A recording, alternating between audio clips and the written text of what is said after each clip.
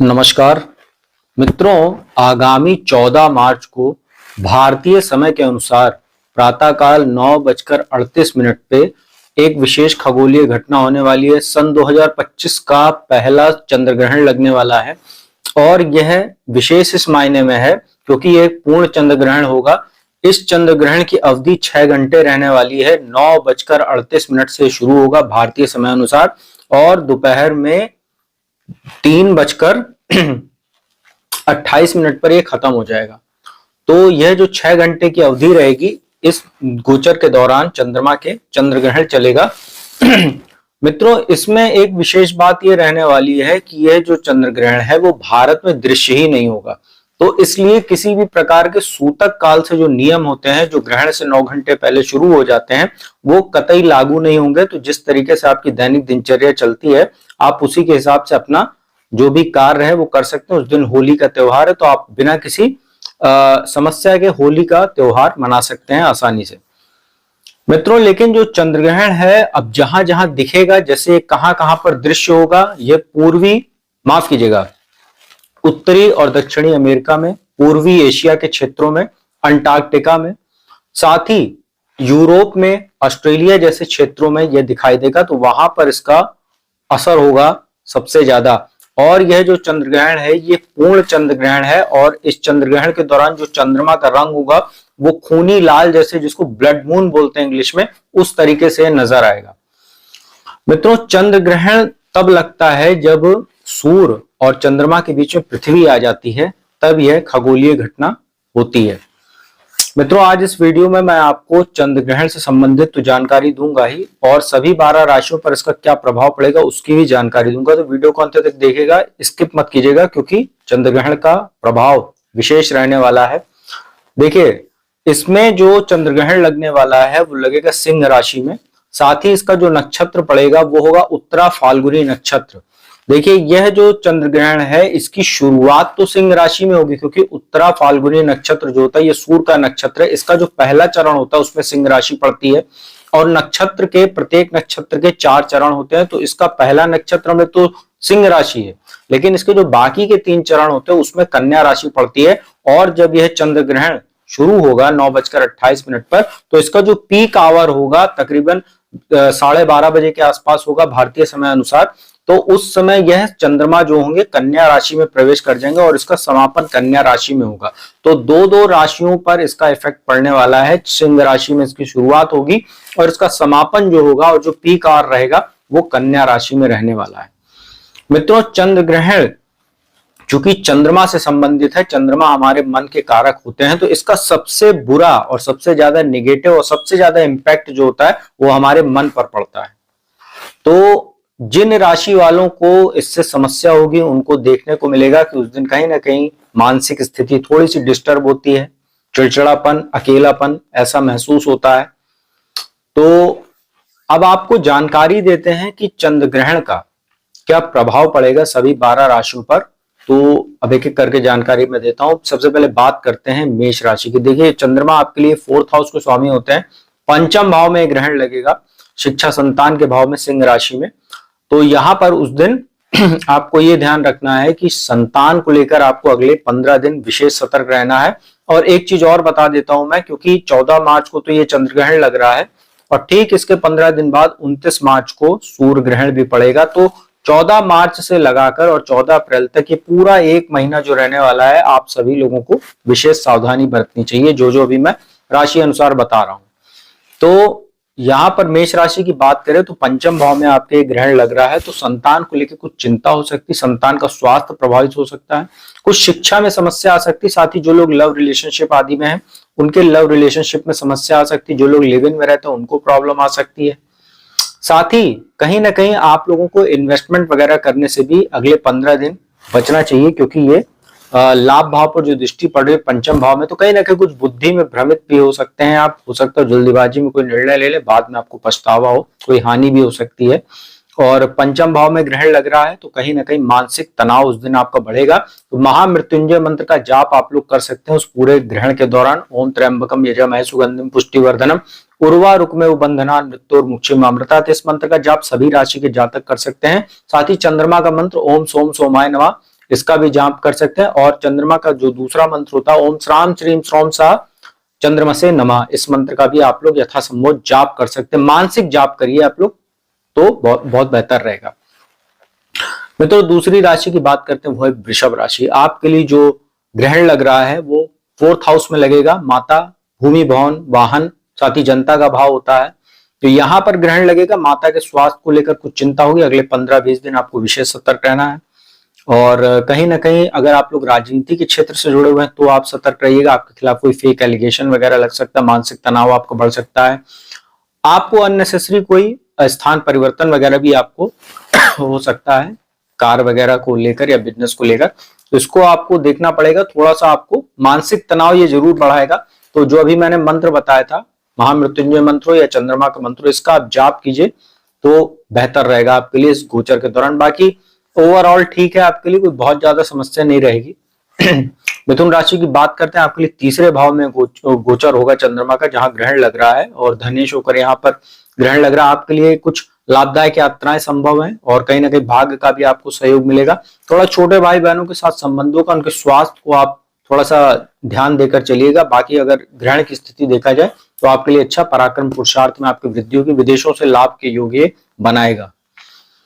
मित्रों, इसके बाद बात करते हैं उस राशि की जिसके स्वामी ही चंद्रमा बनते हैं और सबसे ज्यादा इंपैक्ट आपकी ही राशि पे पड़ता है, भले किसी भी राशि में ग्रहण लग रहा हो। तो चंद्रमा की राशि कर्क जो है वो आपके धन भाव में ग्रहण लग रहा है। अब आपको 15 दिन अगले क्यों है अननेसेसरी खर्चों से बचना चाहिए। साथ ही परिवार में किसी का स्वास्थ्य प्रभावित हो सकता है। आपको कुछ वाणी की समस्या भी देखने को मिलेगी। बोलते समय बहुत सोच समझकर विचार कर ही सामने अपने बात रखिएगा, नहीं तो आप परिवार में भी कुछ अपना मानहानि करेंगे और कोई बनता काम आप अपना बिगाड़ भी लेंगे।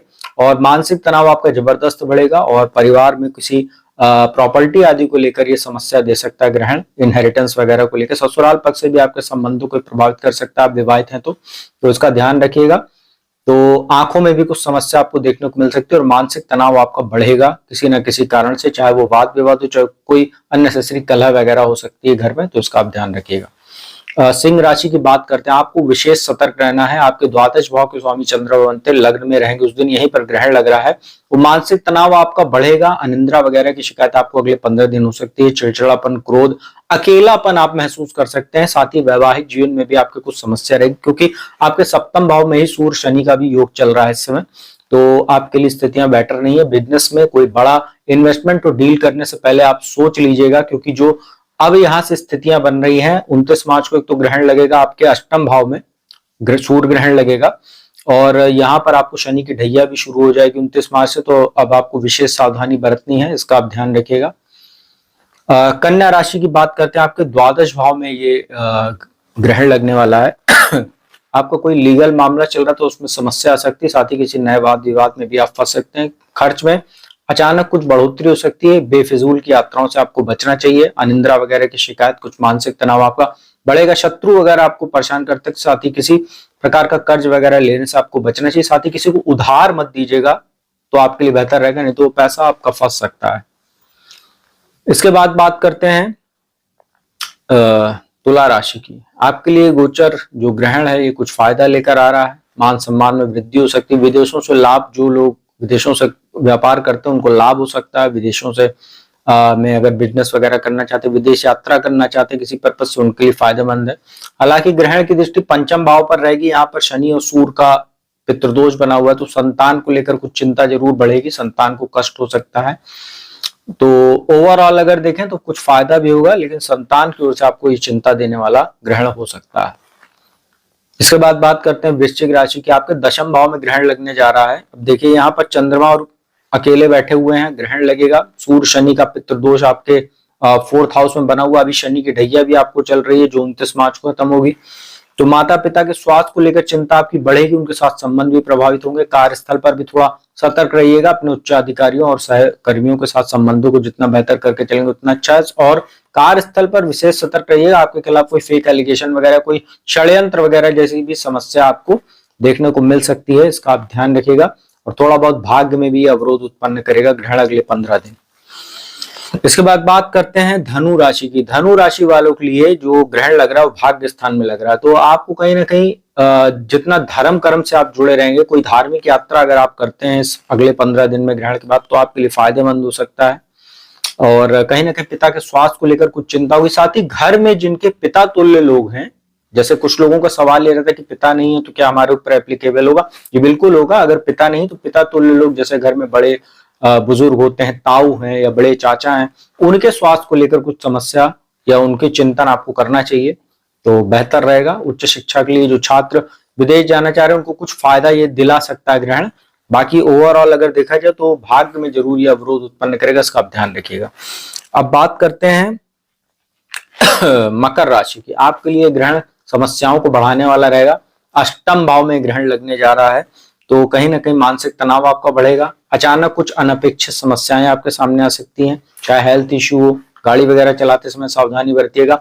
मानसिक तनाव आपका बढ़ेगा, कहीं ना कहीं आप एंजाइटी वगैरह के भी शिकार हो सकते हैं। चंद्रमा अष्टम भाव में, हालांकि अष्टम भाव में जब चंद्रमा होते हैं, यहाँ ग्रहण लग रहा है तो आपको एक चीज को अच्छी बात कह सकते हैं, बहुत ज्यादा अच्छी नहीं लेकिन फिर भी जो लोग तंत्र मंत्र में जिनका रुचि रहती है और ग्रहण जब लगता है तो आप कोई मंत्र साधना वगैरह करते हैं या जिनकी तंत्र मंत्र ज्योतिष गुप्त विद्या में रुचि रहती है, ऐसे लोगों के लिए कोई अच्छी अपॉर्चुनिटीज ये ग्रहण दे सकता है। बाकी ओवरऑल कतई अच्छा नहीं है। हेल्थ को लेकर समस्या हो सकती है, मैरिटल लाइफ में समस्या दे सकता है और धन हानि भी ये करा सकता है, इसका आप ध्यान रखिएगा। मित्रों, बात करते हैं कुंभ राशि की। कुंभ राशि वालों के लिए भी ग्रहण कोई कतई अच्छा नहीं है। आपके लिए रोग स्थान के स्वामी बनते। चंद्रमा सप्तम भाव में ग्रहण लगने जा रहा है। बिजनेस में फ्लक्चुएशन दे सकता है, बिजनेस में कुछ हानि हो सकती है। बिजनेस पार्टनर को लेकर कुछ आप कहीं ना कहीं आंख मूंद कर उस पर भरोसा मत कीजिएगा अगर साझेदारी में व्यापार करते हैं। साथ ही वैवाहिक जीवन में समस्या देगा, मनमुटाव, कोई ना कोई चिंता या कोई छोटी मोटी बातें बड़े विवाद का भी रूप ले सकती है। साथ ही जिनका तलाक वगैरह का मामला चल रहा है उनको भी मानसिक तनाव कोर्ट कचहरी के माध्यम से या जो केस वगैरह चल रहा है उसके माध्यम से बढ़ सकता है। और लग्न में ही पितृदोष बना हुआ है तो बड़े डिसीजन लेने से वैसे भी आपको बचना चाहिए, अन्यथा ये बाद में आपको पछताने का काम आप कर सकते हैं, हानि हो सकती है आपको। और 7.5 का आपको सेकंड फेज चल रहा है अभी, आप इसको ध्यान रख के चलिएगा। 29 मार्च को शनि आपके धन स्थान में ही गोचर करेंगे, वहां पर कई दुर्योग बनने वाले हैं। तो वैसे भी जो सेकंड हाउस में ही आपके सूर्य ग्रहण भी लगेगा 29 मार्च को। तो ये जो अगला एक महीना बहुत सतर्क रहिएगा आप वैवाहिक जीवन और बिजनेस को लेकर और अपने जो दैनिक जीवन है उसको लेकर। अंतिम राशि मीन की बात करते हैं। मीन राशि वालों के लिए ये जो ग्रहण है कुछ फायदेमंद हो सकता है। जैसे शत्रु वगैरह आपके शांत रहेंगे, बहुत ज्यादा आपको परेशान नहीं कर पाएंगे।